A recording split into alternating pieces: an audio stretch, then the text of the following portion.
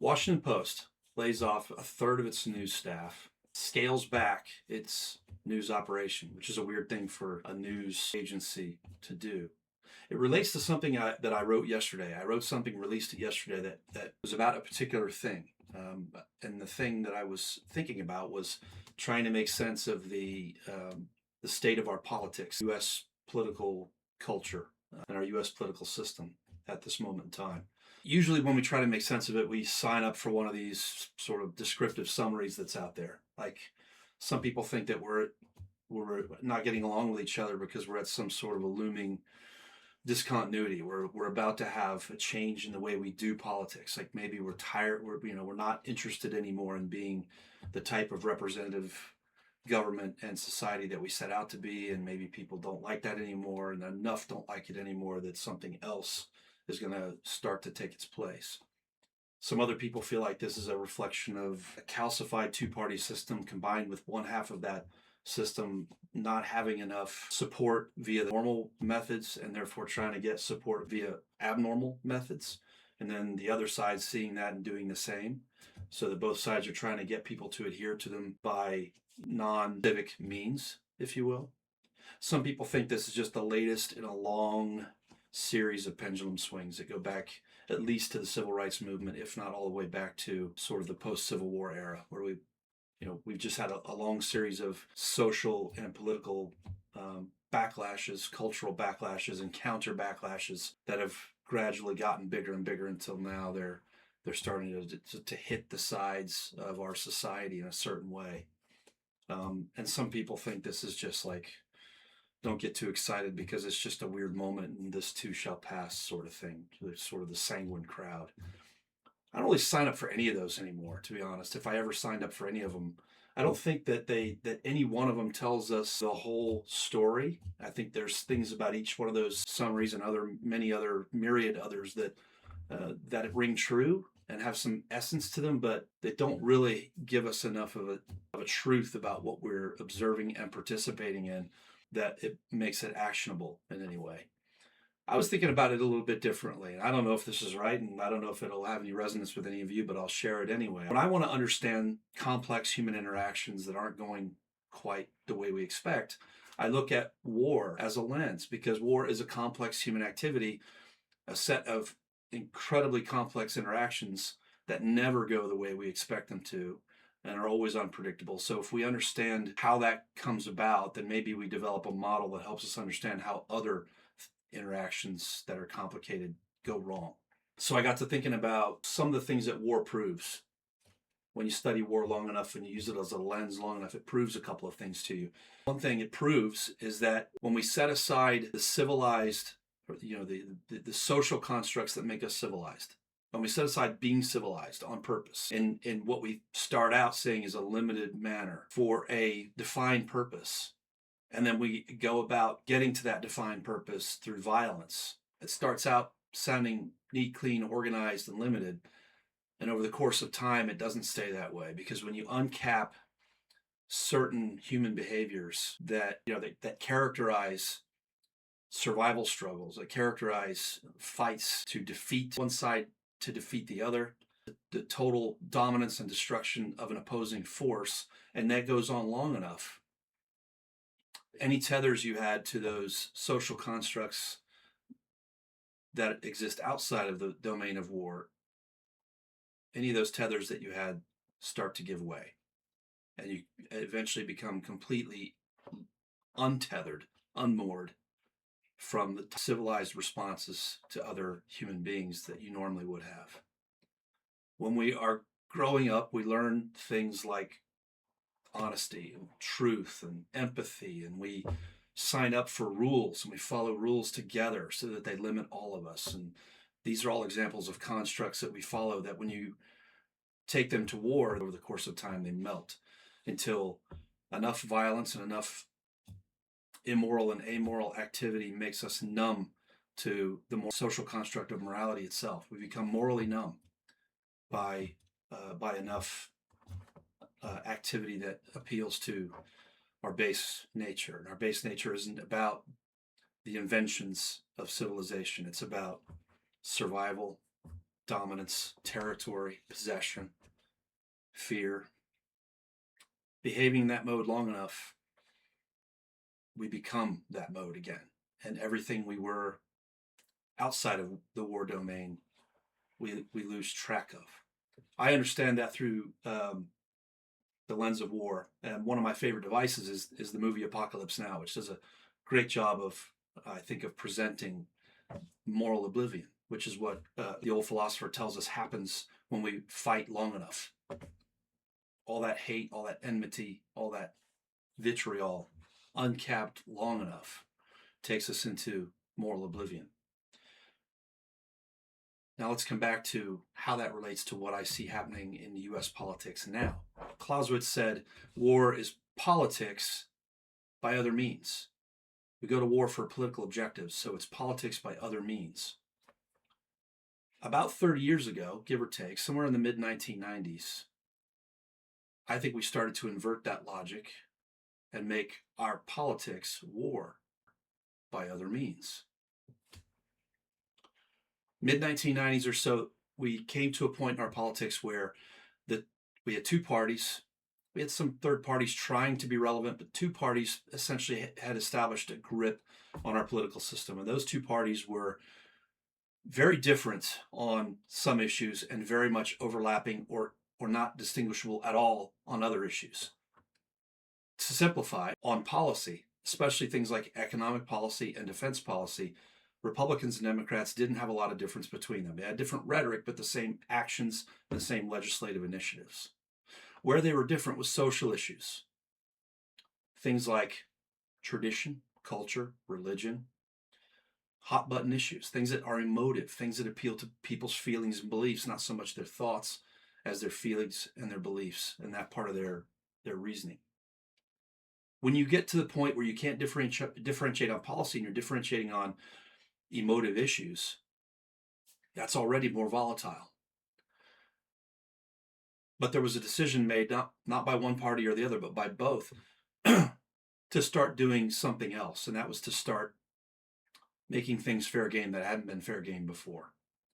If you can't differentiate from a popular politician on their policies, you start to hit below the belt. You start to go for their personal foibles, their private activities. That's not just about Republicans going after Bill Clinton for his personal behavior. Democrats were doing the same thing. In fact, they probably pioneered and perfected the practice of opposition research long before their Republican counterparts got around to using it themselves. But all of a sudden, we're in a domain where we're not just talking about policy, we're talking about character, and we're making character attacks, and we have very coarse language, and we have very smash mouth politics. The language changes. It starts to adopt some of the grammar that we find in war, where we start to dehumanize each other. We divide ourselves into sides, and the point becomes beating the other side, not having better ideas than the other side, which was the old way, but proving why the other side can't win, and therefore we must. That's an entirely different way to do politics.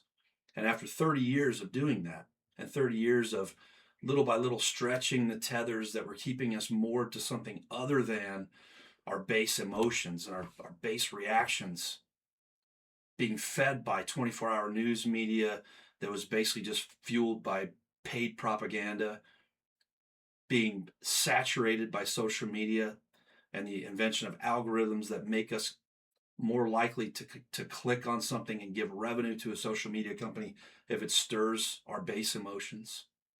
30 years of that has brought us to a point where we've sort of forgotten how we were doing it before. It was a contest of ideas and policies and what was better for the most people for the longest time for the future. And it was an argument about vision. We're not talking about that anymore. We're just talking about defeating the other side. And when you go on about defeating the other side long enough,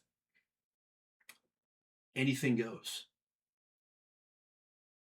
The ends justify any means. And one of the ways we know we're getting there, this is what I concluded with yesterday, is that we can have some objectively evil and outrageous and beyond the pale behaviors happening, and we're not really responding the way we would have before. We're numb to it. The Epstein controversy is objectively shocking and unreal. And outside of the context of American politics, that's the kind of reaction it's generating. But within our own context, we're so morally numb that it comes along at a time when it's just another news cycle. And if McDonald's decides to do an extra McRib cycle for this year, it'll bump whatever's happening with that scandal out of the news. I exaggerate, but not without reason. Now, back to Jeff Bezos and the Washington Post.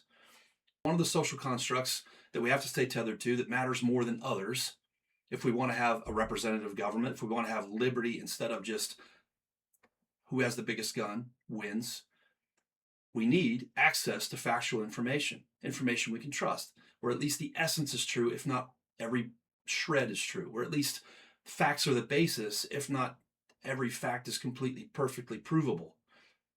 Access to factual information, all the way back to the invention of the printing press, has been an important social construct for us if we want to govern ourselves instead of letting somebody else do it. Which we know how that story goes and how it ends. So we need real journalism. We need investigation. We need people out there digging around, holding our government accountable, exposing things that are being concealed from us, exposing powerful people for their deeds. I dare say if we had a more robust investigative journalism tradition over the past 30 years, we wouldn't be talking about Jeffrey Epstein now. We probably would still be talking about it, but we would have started talking about it long ago. Jeff Bezos buys the Washington Post. However you feel about the Washington Post, there were two ways to look at this. One way was this guy, who is probably more responsible than any other single human being for inshitifying the American work tradition over the past 20 to 25 years. The guy who gifted us with bankrupt mom and pop shops in small town high streets. And instead we can have tomorrow, or even today, if we order early enough, a Chinese manufactured pencil eraser in any color we want, cheaper than we should be paying for it. That's what he gave us. And to do that, he hired over 1 million people, fired most of them every few months to rehire them so that they would never have workers' rights, tenure, better pay, more experience. Churned them. They're still being churned now, I can tell you from my own time inside Amazon.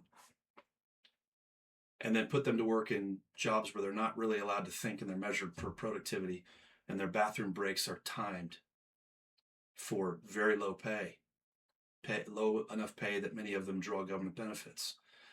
So you could look at Jeff Bezos taking over the Washington Post as, this is bad. He's going to inshitify something that, for better or worse, is still one of the few long-standing journalistic outlets we have. Or you could look at it another way, maybe as we would have looked at it 100 years ago, back when the richest people in our society, people with enough money that they could never spend it all, chose to take that wealth and the influence and the power and the positional authority that they had gained along with that wealth to do something constructive with it. So you could have looked at Bezos taking over the Washington Post as, okay, this dude has enough money that if he started spending his money now, every hour that he's awake, and he lived to be 1,000 years old, which is probably what he's trying to use his money to do, he would never spend it all. He could never possibly spend it all. He couldn't gift it all. So maybe he's going to take that money that he's got and that influence and those connections and that power, the fact that he's so rich, he's bulletproof, really. He has impunity to do whatever he wants. Maybe he's going to do something good. Maybe he's going to hire his own army of professional journalists, and he's going to subsidize the Washington Post and forget about commercial gain for a while because he doesn't need it. And instead, try to restore the type of media tradition that we built before we totally commercialized it and turned it into, a bunch of competing paid propaganda outlets. Maybe that's what he's up to. And maybe he can set an example that others will follow. Maybe he can help recreate the market for truth and reporting. We get back to big media outlets that are credible and that Americans from all political persuasions know that they can trust. Maybe that's what he's doing. We got the answer. We got the answer in bits, but yesterday we got the conclusion to the long string of clues. Jeff Bezos doesn't care about the Washington Post. Jeff Bezos it's just a vanity project. So he's fired a third of their journalists. I say fired. He says laid off. I'm tired of the fucking softened language. When you take someone's livelihood away and you make them jobless, you fired them. I don't care about softening that language for anybody. It's economic violence. We didn't used to cheaply fire people in America. We're doing it now. I'm not going to make it nice sounding that happened. So he fired a third of the journalists who worked for the Washington Post, including people who are actively deployed into places like Ukraine. Journalists in Ukraine, so essential that Washington Post is paying her to report from Ukraine yesterday. And yesterday, while in Ukraine, she gets a notice that she no longer has a job. Totally absurd, but not totally unpredictable coming from a stooge. I don't care how wealthy he is. Doesn't make him smart, doesn't make him capable, doesn't make him right, doesn't make him anything other than wealthy. In fact, it might make him dumber, and it seems to have done. But he is essentially killing the Washington Post. This is a pretty big wound to the capacity of Washington Post to go out and investigate and provide truth-based reporting. So it's another step, another stride, really, in the direction that I was lamenting yesterday, which is leaving those last tethers, those last sinews that are those strands of tethers that are holding us to the social inventions and constructs that civilize us, moving away from them into a sheer fight to the death between two political movements. And here's the shitty part, and here's why I'm worried about the future for my kids and grandkids. Eventually, when you bring the mindset and the thought process and the techniques of war to politics, eventually it's going to re-export itself into violence. It's inevitable. So we're running out of time to figure it out. And if we don't figure it out soon, well, the future is going to be mercifully and mercilessly short.